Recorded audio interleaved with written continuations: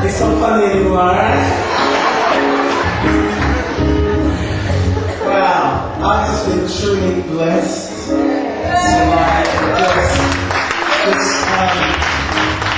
to see the testimonies and the singing that's coming from the depths of the soul, amen, and to hear reality, people just being real and talking it real.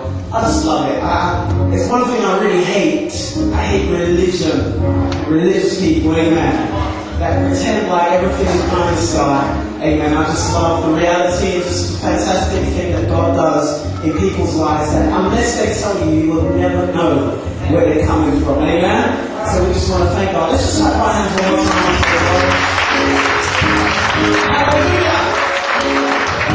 I just want to thank everyone for coming. Amen. I appreciate you being here, just enjoying our worship, enjoying praise, and just opening up your soul for God to do something.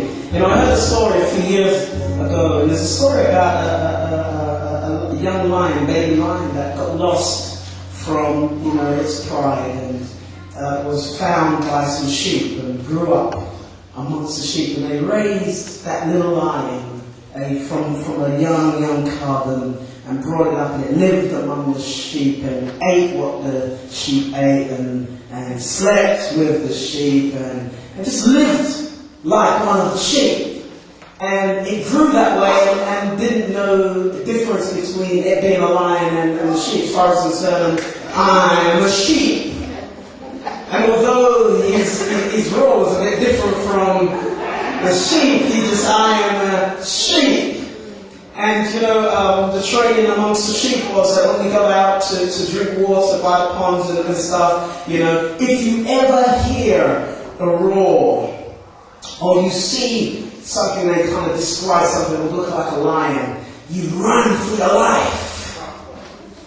So they were out there drinking water one day, and this young little lion that thought it was a sheep looks into the water and he was drinking, and all of a sudden it took off running.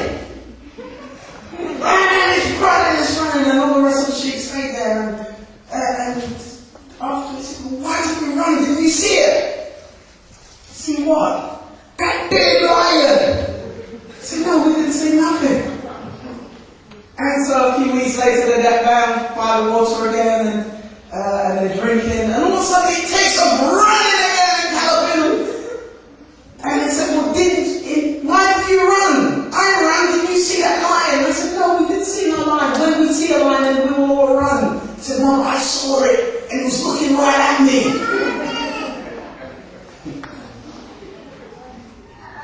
As you can see, this little sheep, this lion that thought it was a sheep, was actually seeing its reflection in the water and running away from its own self. Now, how many can be a witness that sometimes you see and catch a glimpse of yourself and you actually run away from what you see?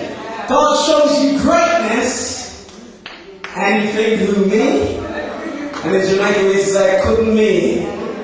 Then it's who?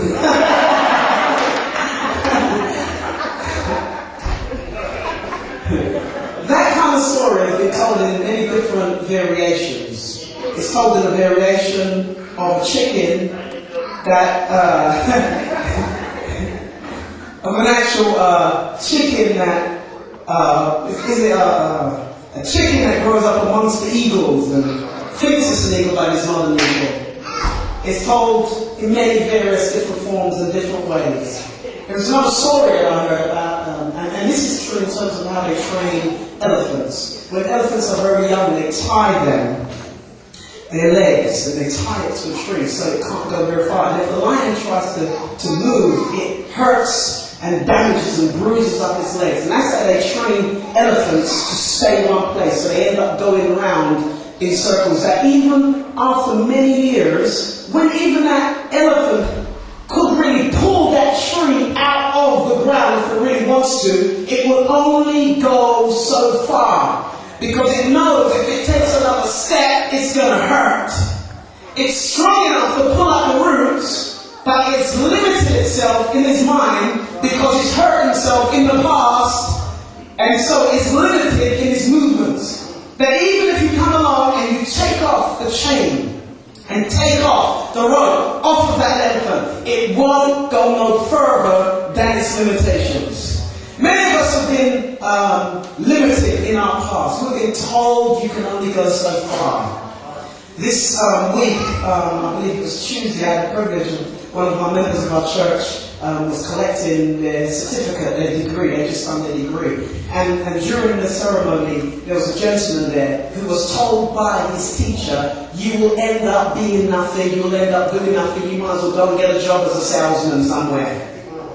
Selling cars or something like that, because you have not got the intelligence, you just haven't got what it takes. And this man was there receiving an honorarium from this university. He had already done his degree, he had already done his master's, he had already done his PhD, he had directed something like 7 films, one of them Chariots of Fire, etc. He had accomplished so much in his life. He said he would love to see this teacher again.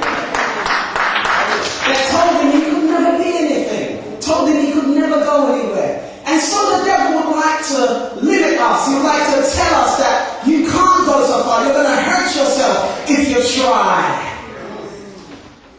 You're just like, you were grown up and they said, oh Jesus, can anything good come out of Nazareth? And so Jesus could have lived in that kind of mentality. Well, I'm born in a little small town and this is about I can do. We see this all throughout the scriptures of Gideon. When God came to call Gideon and called him a mighty man, Gideon says, who, me? God said, yes, you. They said, can't be me. God says, Dennis who? Look at your neighbor and say, Dennis who? God said, you are a mighty man. And Gideon turned around and said, if I am a mighty man, then why has all of this happened to Israel? Where is the miracles? And why I'm the poorest of my family? I'm the least educated. We haven't got status. We aren't rich. We haven't got this. We haven't got that. And God turned around to him and says, go in this thy might, Gideon. And God raised up Gideon, and Gideon was able to break out of his self-imposed limitations. I want you to know that greater is he that's within you. You are greater than the devil has told you are. You're greater than your parents know you are. I thank God for Moses' mother, Zipporah, that when she looked at that little baby, the Bible says she saw that he was a goodly child. If Angie's mom had knew what she was carrying, if Angie's mom had knew what was in that home, she would never have left her by herself at 13. My teachers called me, one of them anyway, called me a tyrannic toad. I don't know what a tyrannic toad is, but I've always said, and I keep telling her, I'd love to bump into that teacher and show her what a 40-year-old tyrannic toad looks like. The devil and past and failures and situations and experiences would like to tie us up and tie us to some tree and tell you you can't do it again, you can't go any further again, you're limited now, you've had a child when you're young and your life is over, it's all finished, it's all over, you might as well just stay there, you might as well dry up and die. But the devil is a liar. Jesus said, I came to set the captives free. He came, you know what, the prison door's already open. The key's been placed in the lock and the door is wide open and you are free. The Bible says you shall know the truth. And the truth shall set you free. The truth shall make you free. What it's really saying is that you are already free. You just don't know it. It didn't say it's going to set you free because you've already been set free. You just don't know you've been set free. But once you get the truth that you are free, it will make you. The Ark Church invites you to their 10-year anniversary, taking place over the Easter weekend, Friday the 6th, 7 p.m, Saturday 8 p.m, and Sunday 11 a.m. Hosted by Pastor Peter and Karis Nembar, featuring the outstanding vocals of Lorraine Dormer, Sandra Kerr, and many more. Guest speakers include Des Brown and Apostle H.C. McFarlane. This is a free event, taking place at 66A, Seabrook Road, Forest Gate, E7ONJ. For more info, call 0208 555 4245. Keeping it radical, keeping it simple, and always keeping it real.